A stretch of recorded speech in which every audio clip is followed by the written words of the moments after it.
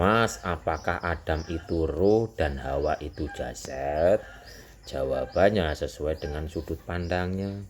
Ada dari sudut pandang Adam adalah jasad, Hawa itu adalah Hawa dalam diri ini atau batin. Ada yang mengatakan Adam itu adalah ruh, jasad itu adalah raga. Karena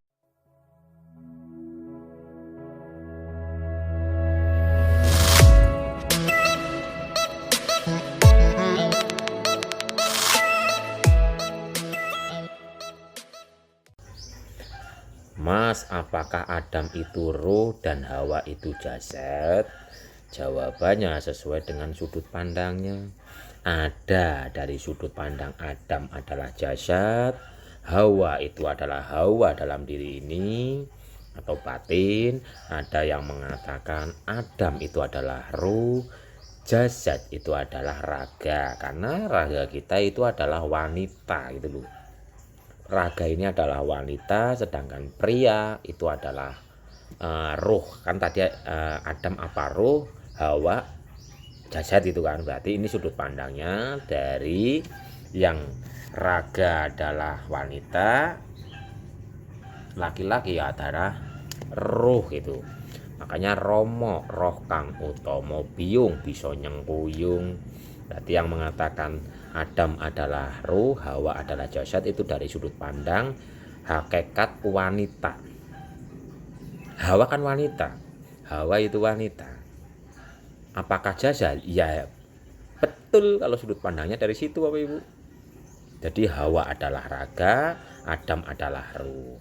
Ada yang mengatakan Adam adalah raga, Hawa adalah ini daya dalam diri itu. Jadi tinggal dari sudut pandang mana mau memahaminya. Wong perkara jati diri, perkara apapun lah, pengupasan sebenarnya itu hanya sesuai dengan sudut pandang Bapak Ibu.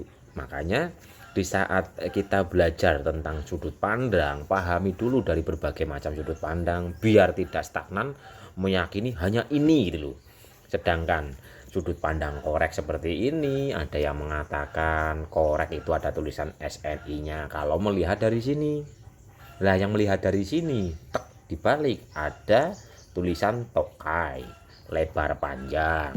Lah yang melihat dari sini kecil panjang, ini kan kecil panjang, di sini ada pentilnya hitam nih. Nih, ada pentilnya hitam nih. Yang melihat dari sini, nih, kecil panjang, ada besinya muter-muter, terus ada ininya nih, mendul-mendulnya nih, ada mendul-mendulnya. Yang melihat dari sini, oh korek itu ada lubangnya, kayak orang senyum ya. Ini kan ada besinya kayak gini.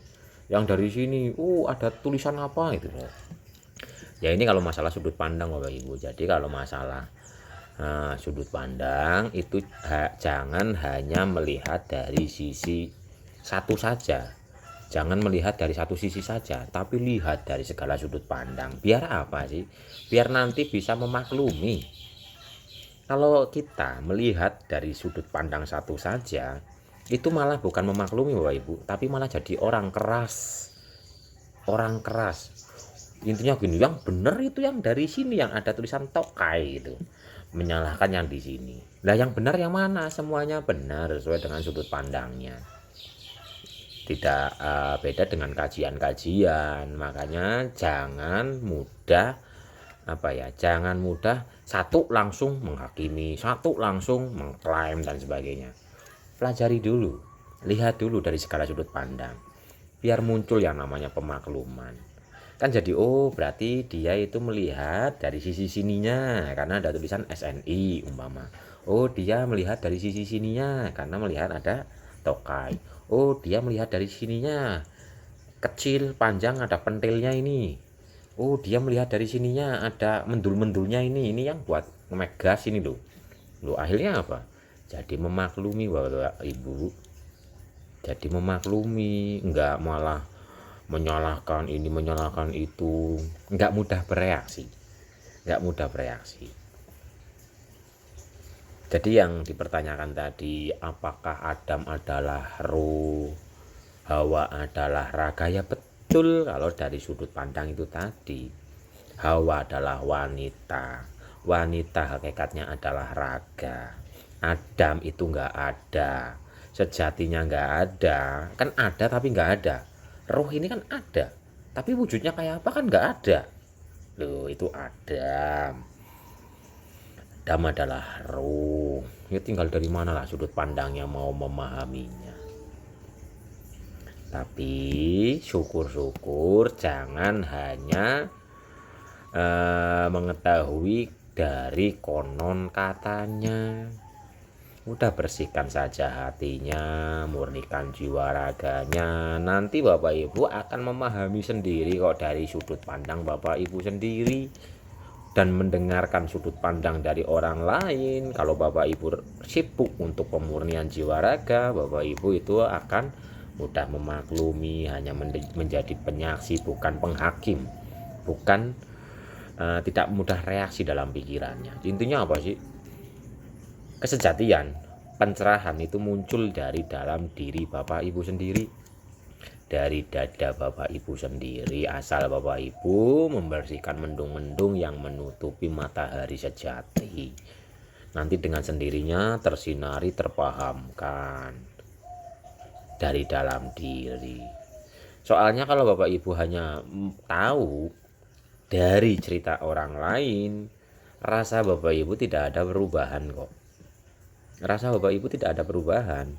Memang cerdas, pengetahuannya banyak, tapi masih mudah tersinggung, tapi masih mudah emosi, masih sedih, masih khawatir dan sebagainya. Harusnya di saat Bapak Ibu semakin banyak pemahaman, pencerahan tentang jati diri, tentang pengupasan, hikmah di sebalik kejadian, hikmah di sebalik ayat-ayat, harusnya Bapak Ibu semakin tenang.